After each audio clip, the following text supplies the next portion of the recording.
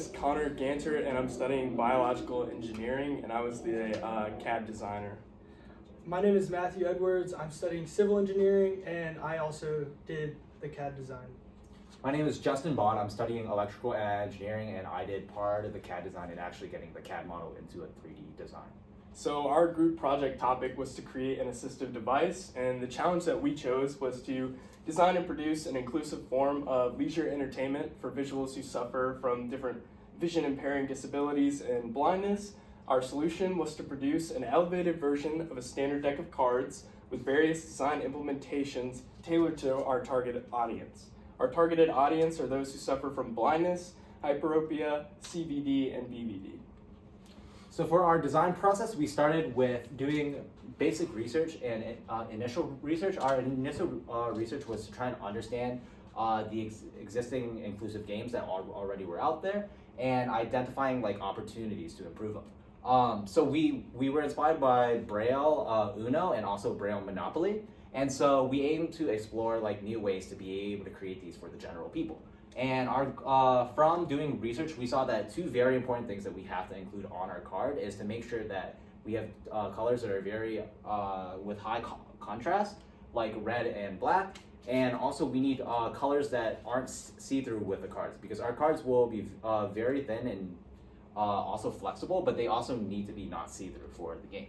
Our other research decisions that we made were to make sure that we have extruded Braille on our cards for the visually impaired, but also not too extruded to the point where you're unable to play with the cards. And our goal was also to make the cards durable enough, which we can use, but also to the point where we can repair as well. So we did a lot of trials to try to figure out what would be the best approach at creating the 3D card. Over here we have our initial attempt at the 3D card, and as you can see, we placed them in to be 3D printed incorrectly here because the edges were torn off, and then we didn't have the card, the suit joined to the card, so it wasn't printed correctly. And so we went in and we redesigned and created each card to be its own block, so that way it would all be joined together. And we were able to create these cards, which are our final product. So for the design cycle, we were trying to figure out the best way to make a playing card for people who are visually impaired. So we took all the research that we found and put it all together and kind of took the best parts from each piece to make our own card. And we had to do a lot of different tests to be able to make our final product, but we figured out and expanded our knowledge on how to 3D print and the most optimal ways to do that. And so for our advice for the next year's freshmen, our lessons that we learned were to keep our project simple and effective.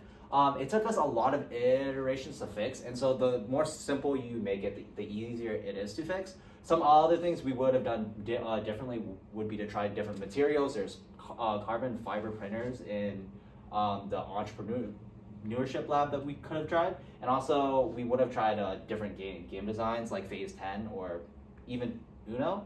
And some additional advice I would give freshmen would be to definitely plan your project ahead with a little more time. Yep, so in conclusion, we just wanted to design and create an inclusive game for those who are visually impaired.